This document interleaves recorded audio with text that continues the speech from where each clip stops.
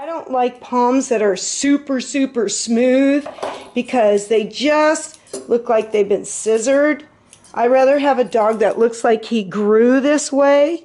So here again, the thinning shears are wonderful because I'm just tipping it and they're just the right, the curved shears, just the right amount of curve to make it a nice smooth cut.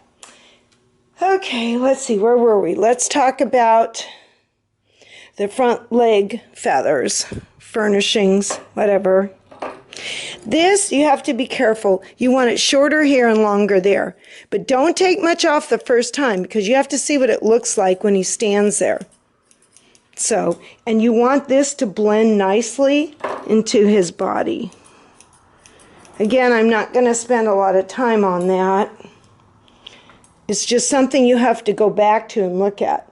Now, right here, this is where confirmation comes in, and you really want to do the dog justice. This little guy isn't narrow, but he's not wide either. So in that case, it's a good idea to go up the leg and take out some of this, being really careful that it's not noticeable. So you just take a little out. You can use curved or straight. Just keep looking at it. Look at it from the side. I end up going over this particular area over and over and over again to get it right. I pick up his little arm, cut off all the little fuzzies. I don't go into the dense stuff except if it just really is extreme. Okay, last two things we'll do. We'll demonstrate how you trim the ruff. In the beginning, at the bottom here, we're going to trim across. See? Like this, across. A little at a time. Again, I'm not going to do the whole thing for you. I'll just show you the end result. A little at a time. Put your head up, sweetheart. Nice and cooperative. Touche, good boy. A little at a time, across. You can always take more. Don't take too much. Okay, up. Put your head up, sweetheart. Put your head up. What we want to do is, we want this dog to have a gorgeous ruff, but we don't want him to look long. If you look at him from the side, pretty much how people see palms is from the anus to the chest, okay? I know there's a head and tail there, I realize that. But what people are mostly looking at, your eye goes from the anus to the chest. See if I can have him properly lined up. So if you have too much here, and some people get really butcher this, I don't like that. I don't want to look at a dog and go, wow, look at that trim. I want to look at a dog and say, God, what a gorgeous dog. And I like to leave, if they have a pretty coat, I like to leave lots of coat on them. So I do need to shorten this because it makes him look long, and he is very short, very cobby. Very beautiful short back, high tail set. So we just want to say, hey, look at me. I'm really great. I'm really short back. And I'm so short back that I don't even have to fake you out with a super short chest. Okay, now when you get to the ruff, and again, I'm not doing this as perfectly as if it was just me doing it, not demonstrating for you. When you get to the ruff, you're going to change the position of the scissors. I don't want you to do this anymore because that's going to leave more of a cut and it's going to be more obvious. So this blends the cut more, and you're going to leave the ruff bigger. I think the rule of thumb is the ruff comes to the end of the nose, but it could come a little longer if you got a really pretty coat and a flashy dog. Let's see, I think we might have to lift up a little bit here. And when you get to the top of the head, I like to leave a kind of, especially with a coat like this, kind of wild and crazy thing going on up there with a coat like this. Like if you had a bitch, she didn't have much coat here, you wouldn't want to do that. Oh, I mean, I'll take some of it off. I don't want it to look messy. But I really prefer more of a natural look in my palms. So again, we're cutting this way. Mindful of your dog's eye. This dog's very, very well behaved. I insist by gentle but firm persuasion that all my dogs get used to being groomed, and whatever I do to them, whatever position I put them in, we're just like, okay, Mom, whatever, okay, okay. I don't put up with little guys that want to sit down every 2 seconds and they won't let you pick their little tail up to lift their rear end gently. If I put their foot somewhere, I expect them to keep it there. So this gives you an idea how to trim the ruff. Be careful on the top here, and some dogs have almost no coat here. So if this is long and this is short, it looks pretty bad. Okay, the last thing we're going to do is we're going to trim the ear tips. Another bugaboo.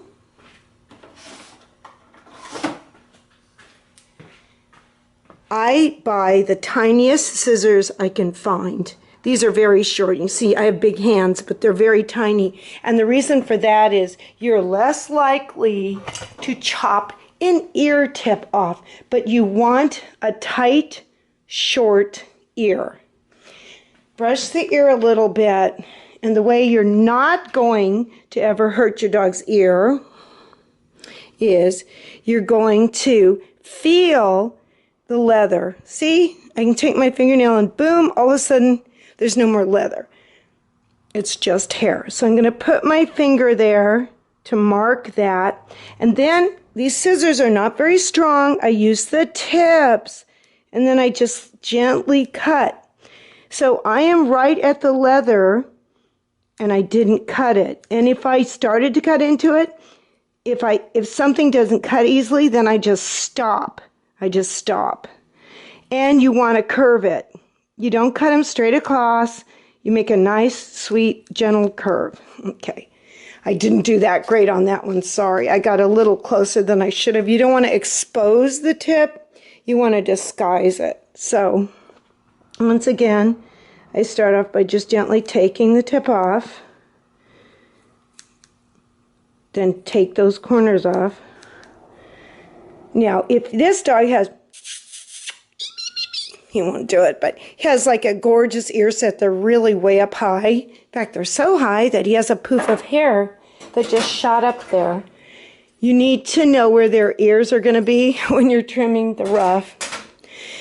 So I can just take the tips off, but if you had a dog with an ear set more like this, out to the side, then you'd want to take more off the edge so it looked like the ear tip wasn't in the middle. The high point would be here. Okay, just a little hint to make your doggy look better. Okay, next time you see him, he'll be all finished. Okay, another little trick I like to use. It's my little hygiene trick for boys. We all know boys have that icky little wet spot on their tummy. And oh, you can't shave their belly because they need all that coat. But really, you can just make a little triangle by the sheath like this, and you can take it up a ways. I mean, no judge I've ever seen has ever lifted up the dog. I'm using a 10 blade like real carefully because it's easy to burn palm bellies because they're not used to getting trimmed. So just a little clean spot there. Oh, it makes life so much better.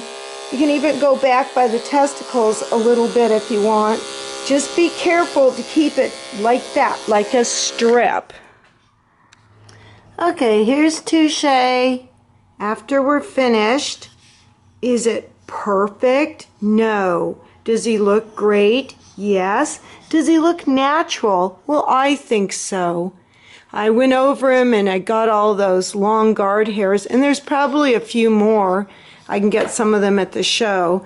I just want to show you what he looks like on the table. Then I'm going to put him on the floor. He's not going to put his tail up because he's being a stinker, but we are real short-backed. Very short-backed. And he actually has a good tail set when he's not in a bad mood. He just decided he's done with the grooming table because he's got a little female in the next room he wants to go have a discussion with about about breeding. So this gives you a good idea. Let me whack a comb through that real quick. You have to have a dog that holds still. You have to have a dog you can comb. You need a dog that when you're doing this, he's standing up. Does he want to sit down? Yeah, he wants to get off the table, but he's going to stand up. So let's put him on the floor. That's the proof of the pudding when the dog is running around on the floor. Okay, Tooch. Hey, come on. Hey, come on.